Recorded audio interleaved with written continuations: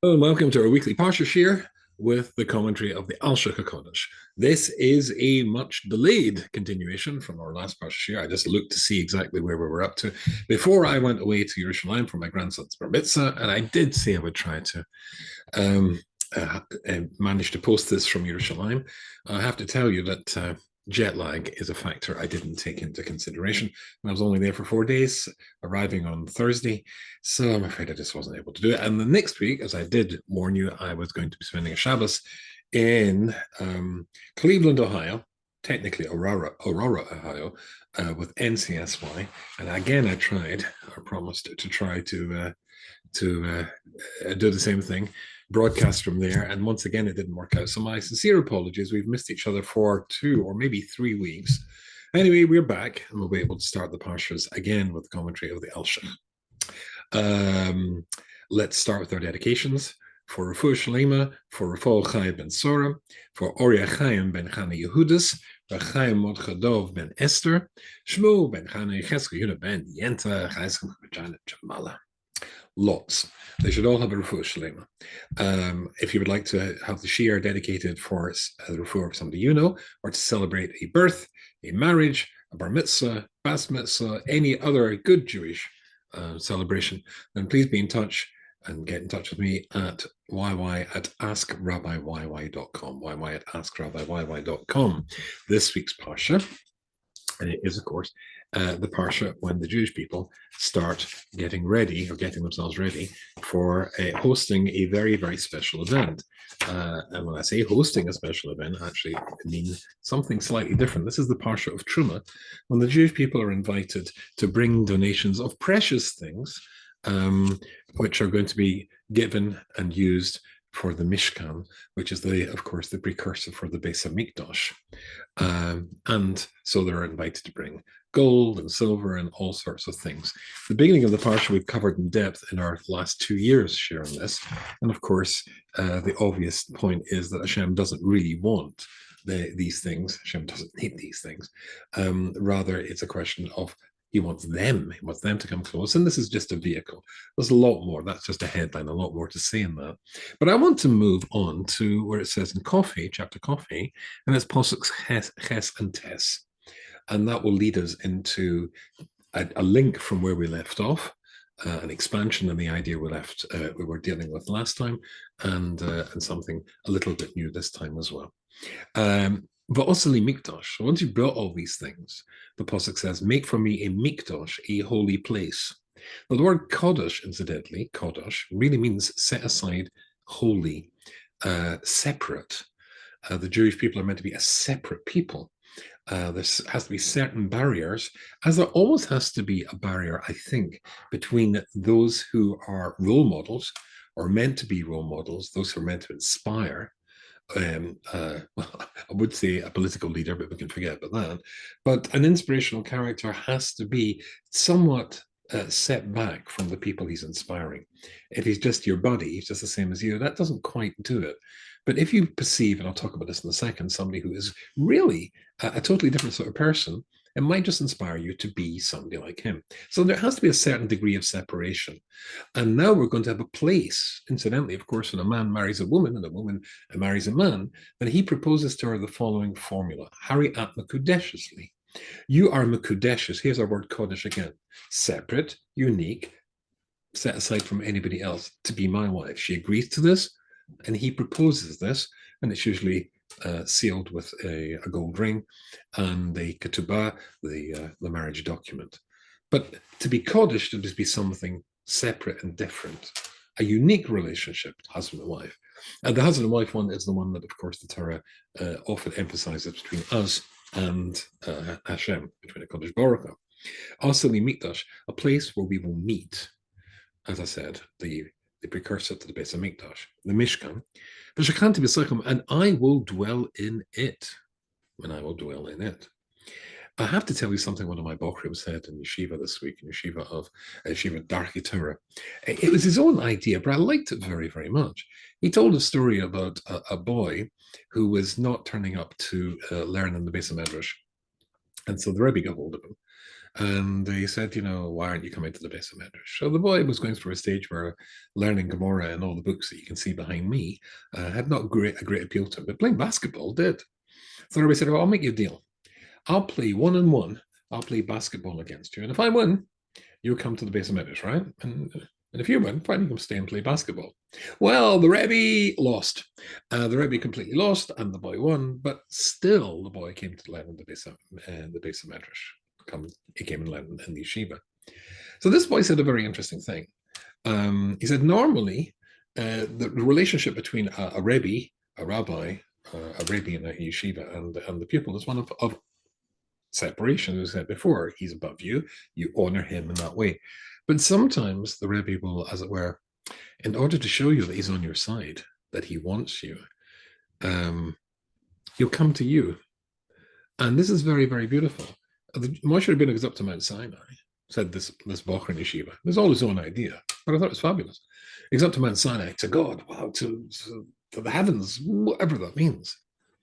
But sometimes to, as it were, clinch the deal, to demonstrate the love, the affection, HaShem comes down to you, comes down to your level. And so here he is, HaShem is Borach, and he's dwelling b'soichem. And I'll dwell amongst you. It's almost like the basketball game. And everything that I show you, he's saying to Moshe prophetically, I'm going to show you a picture, a blueprint of what the Mishkan should look like. The Estavn is called Caleb, and all the furniture, the altar and the menorah and all the rest of the things that you find in there. I'll show you that as well. But and that's what you've got to make. Fine. So let me read to you what the Alshich says, and then we'll get started. And I'll break off and start jumping about as I often do.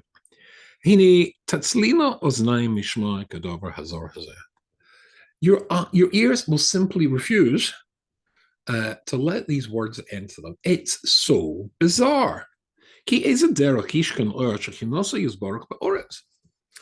How could you have the infinite almighty, infinite beyond infinite, contained and constrained in his presence to be in a physical place, in a physical world? That's insane. That is anti-Jewish philosophical conception of God. Surely. In a base of mikdash that men will make, that God will somehow go into that. It sounds Christian or even Eastern idolatrous, gods inhabiting a place. Because Ra Cain, Thomas Shlomo HaMelech and when Shlomo HaMelech considered this concept, he famously says, you can find this in Malachim, Aleph and Ches, Posha Kov Zayin, Ha'omnom Yoshev Elokim al Oretz. Is it possible for Hashem to dwell in the world? It's horrible. For Jewish sensitivities, it's horrible to constrain God in such a physical place full of, well, physical stuff. Gam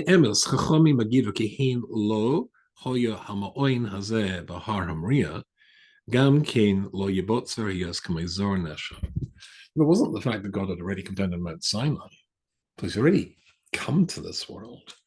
Then it would simply be an impossible concept to even entertain. But of course, we do entertain it. God himself, Hashem himself, tells you to entertain it. So he's already been in Mount Sinai.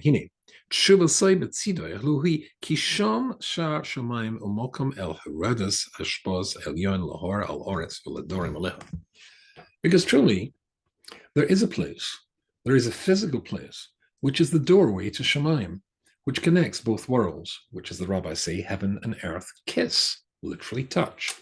And that place is Har HaMoriah, the Temple Mount, where the Mishkan stood, where Avram Avinu offered Yitzchak as a sacrifice, where, according to Kabbalistic tradition, then that's where Hashem started creating the world from. The highest part in the world is there in Jerusalem, not Mount Everest, K2, Kilimanjaro, or anywhere else. The highest part is there simply because the earth is a circle, so it really depends where you start. If Hashem started there in Jerusalem and built everything round in that ball from there, and that's the highest part of the world. Let me read on a little bit. Because that's the place where heaven and earth meet, the gates of heaven. And that's where the life-giving force, the force that created the world in the first place, comes continually down to, as it were, water it, fuel it, whatever language you want, to give it the same ongoing energy from its creation to keep it constantly alive. And from the mind of the creation of the world, the Shekhinah, the presence of God, is located at that place. They say that even though the temple was destroyed, but on the Western Wall, which the Talmud made a prediction 2,000 years ago would never be destroyed, the Shekhinah still remains. The presence of God still remains. Ki al ki shem hakriva el karbonim odam v'noach, because that's the place where both Adam and Noach brought sacrifices to God. And of course, the word korban is to korov, to come close. The place that you come closest to God is the place where God is easiest to be located. And the nearer you come to somebody, the person has to be in a certain place. You're moving to that place. The place where you can find God most acutely is where the Western Wall and the Temple Mount is. And Avram es Yitzchak benai, Avram and Yitzchak, and of course Yaakov. And the reason is because that's the place which is the gate, as I said, to heaven, and on the other side of that gate is the Beis HaMikdash Shel Ma'ala. And this is what the Alshich goes on to say. There's a Beis HaMikdash Shel Ma'ala and a Beis HaMikdash Shel Mata. One is a mirror image of the other. So I want to give an example of this. That's why he says all the kelim of the Beis HaMikdash. I'll tell you exactly what they look like because they're already here. Now, of course, it's all deeply, deeply mystical idea, but we'll keep it simple. There's something called a death mask, and some great, like Napoleon Bonaparte, some great figures in history had a death mask. I'm not sure whether it's made in wax or whatever. They put over the dead person's face, and you have an impression of the face. Of course, like all molds, you can pour plaster or some sort of stuff, material into which hardens, take off the mask, and now you have a reconstruction of the face, a perfect reconstruction of the face. A death mask is obviously the wrong example, but if heaven is, as it were, the mask, it already has a form, and you were to press it into the earth and then reverse it, then you would have two faces which are identical, almost like seeing yourself in a mirror. The Jewish people's job is to mirror Hashem. The Beis HaMikdash Shel Mata of here on this planet below mirrors the Beis HaMikdash Shel Ma'ala.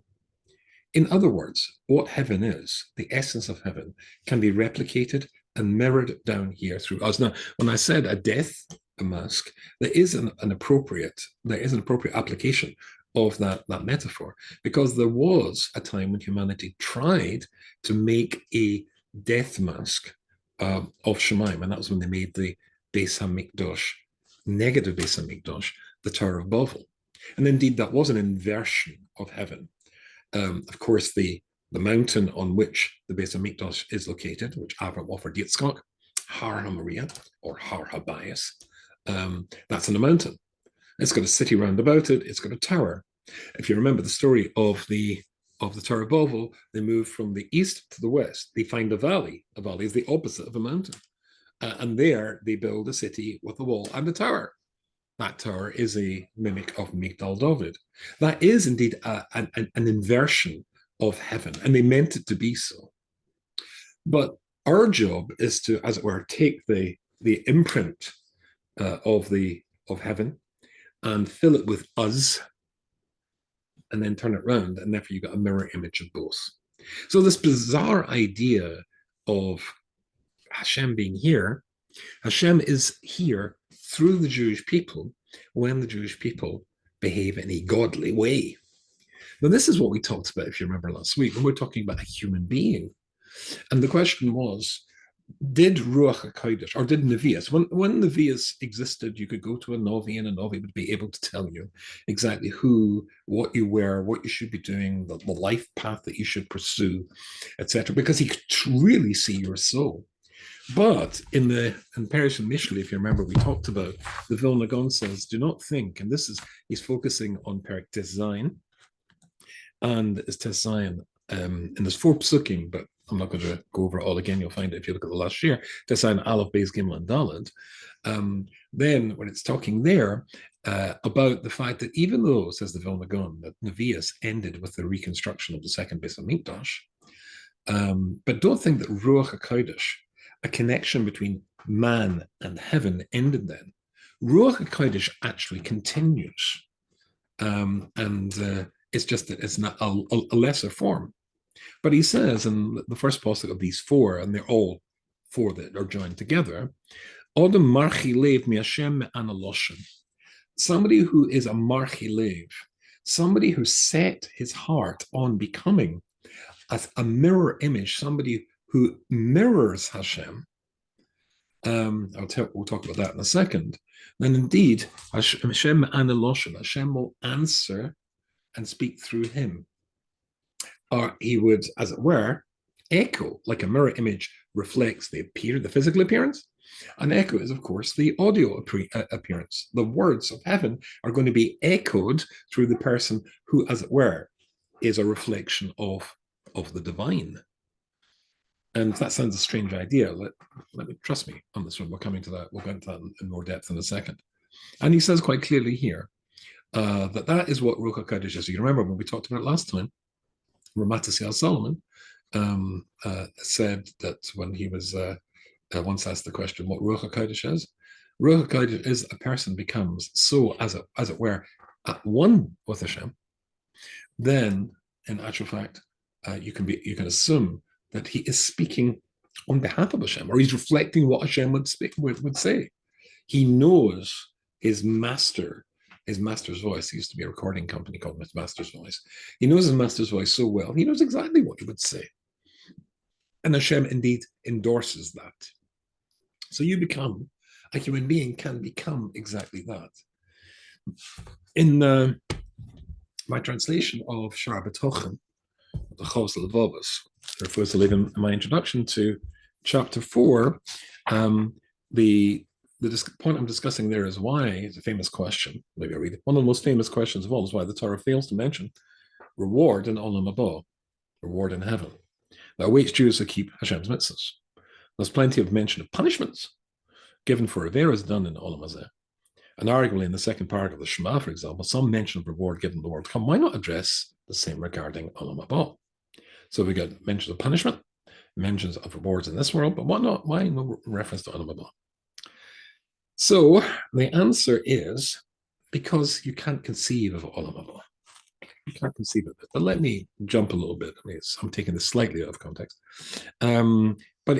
But here, listen to this. Philosophers sometimes invite their students to imagine and invent a new color. I do this to my students in college all the time, by the way. Well, not all the time, but at least once a term. Then ask students to describe it. So imagine a new color. Now describe that new color to me. This, by the way, is fun to do to someone who has perhaps a too high opinion of his intellectual abilities. You can bring them down a peg or two. That sounds as though I've got too high opinion of my intellectual abilities, but never mind. The student usually starts by saying, it's a bit like green, but, and then he goes on, or she goes on to add something he feels makes it different from green or new, for example, but it gives off a reddish glow. Green gives off a reddish glow. But as soon as the students use the word, it's a bit like, he's failed the exercise.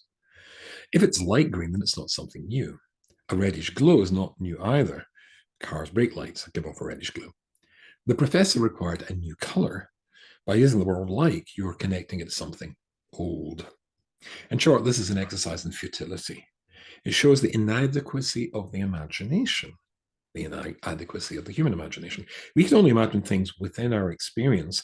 That's why the Chovos Levavos writes that imagining heaven and how we feel as a neshama separates from our bodies is something that's impossible to do. You can't imagine heaven. That'll be something that we'll experience when we're no longer part of this world. It'll be an entirely new experience and something new we can't really conceive of. So let me read this bit to you. However, this problem is far less lofty and cerebral than it at first appears. Is it possible to break free from the constraints and limitations of who I am and become someone beyond the person I've always been? Remember, the problem of being unable to imagine something beyond your experience is because you can't do that unless there's an unless. Can I become someone I never was? Can I step beyond the boundaries of my experience and never suspected for a moment existed within me? Can I become that person? Can I, in fact, overcome the inadequacy of the imagination and create a new me, a new paradigm, a new way of looking at the world? So the Chavos will always answer this with a resounding yes. However, only if certain conditions are satisfied. We can be shown how, by those who leave their mundane and limited selves behind and become something beyond the inadequacy of the imagination, some overcome the constraints and limitations of this world and become like angels. If you look carefully amongst Cloud Yisrael, you will find them. So Rav Shlomo Wolbe, the Chilik Beis of Ali Shor, on page 79, says this. This is very interesting. During the lifetime of Rav Simcha Zissel, so his great Rebbe, Rav Shlomo Wolbe's great Rebbe was Rabbi Yerucham of Mir. Rabbi Yerucham of Mir's great Rebbe was Rav Simcha Zissel of Kelm. During the lifetime of Simcha Zissel, the founder of Yeshivas Kelm, Darwin promulgated the theory of evolution, Charles Darwin. Rav Simcha Zissel said, Darwin claims that men are descended from monkeys. That is, in fact, a perfectly reasonable conclusion for Darwin to have reached. The reason for this is that Darwin never actually saw a man. I, on the other hand, observed Rabbi Yisrael Salanta, and I know that man did not descend from an ape. This cuts to the heart of the Taoist refutation of Darwin's theories. He and his associates saw human beings merely as intelligent animals, with clear parallels between animal and human behavior. This stunted and myopic view easily leads to connecting man with animals. Reb Simcha Zissel's point is that seeing someone like his great Rebbe, Rabbi Yisrael Salanta, and how his character was light years removed from animals and their behavior delivers the death blows to Darwin's views. If you allow the Rabbi Yisraels to inspire you and follow their ways, then you too can evolve in the true human sense to become an entirely new you beyond the person you imagine you could ever become. And then we go into chapter 4 of Shara B'Tochen. I immediately think of Sefer Tamar Devora. Tamar Devora, by Moshe Cordovero, one of the great Kabbalists of Savas, starts off and saying, but that's the job of every human being, to become a reflection, a mirror image of the godly, because we're supposed to follow in God's path. His famous book, Tamar Devora, it goes through the 13 attributes of HaShem, the 13 character traits that we perceive of HaShem, which we have within us, which you're supposed to refine within us to reflect and show God. Listen to this. He says basically everything I've told you just now. He says it in just a few sentences, but of course he was a great man and can do such stuff. I need at least half an hour to say what he can say in a few seconds. It's appropriate for a person to ledame, to, as it were, be similar, to reflect God. And if you do that, then as it were, you fit in with heaven's view of a human being. Tselem Demus, Tselem, the character traits of God, and Demus, and even the form of God, not physical, of course.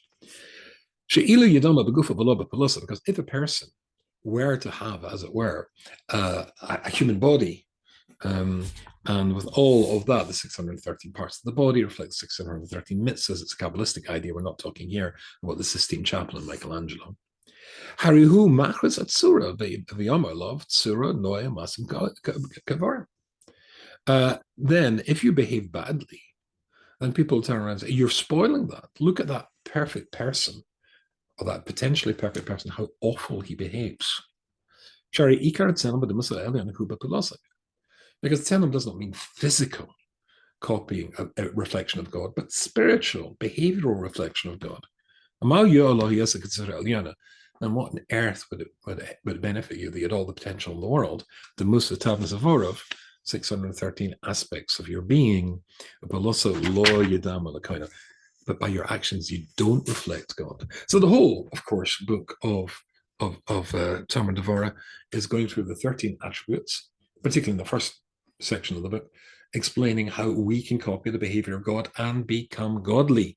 And as I said in our last share, and therefore that's why when the rabbis constructed the formula of words we should say before doing a mitzvah, it's always Baruch atah Hashem Elokeinu melech haolam asher kiddushanu b'mitzvah. You're transforming me through doing this mitzvah. This mitzvah that you've given me will transform me. You make me more holy, a tiny bit more holy by the fact that I do this mitzvah. I use the Manchester Rosh Hashiva. It's interesting, the words that we just saw, when it says famously, Reb Simcha Zissel said, I saw Reb Yisrael Salanta, and I know that man's not a copy of an animal. I saw the Manchester Rosh Hashiva. I have the chutzpah to imagine that I was close to the Manchester Rosh Hashiva. This was truly a holy man. You can see that people can make themselves not a negative copy of Hashem's behavior, but an embodiment of Hashem's behavior. And in fact, almost a mirror image. You are mirroring Hashem, and that inspires. There can be a place where Hashem will dwell in us. B'sochom. It doesn't say b'socho. Make for me a mishkan, make for me a tabernacle, which is going to become a base of mikdash, and I will dwell in it. It doesn't say dwell in it. It says in them. There's a possibility of heaven and earth kissing, but that kiss is manifested in a human being. What a human being does, how he or she behaves, they become godly. Even as the Vilna Gaon says, quoting Shlomo Melech in Perik's Test Sign, and Aleph Beis Gimel Daled there, it's possible for a person, through refining his behavior or her behavior to be a reflection of God, as it were, it is a reflection of God. People are inspired by the way you behave, the way you interact with other people, and of course, the way you interact with Hashem himself. That's the ultimate job of the Jewish people. I will look forward, as I'm not going away for at least 6 weeks, for an uninterrupted run at our weekly sharing. It's nice to be back. Wish you all a wonderful Shabbos.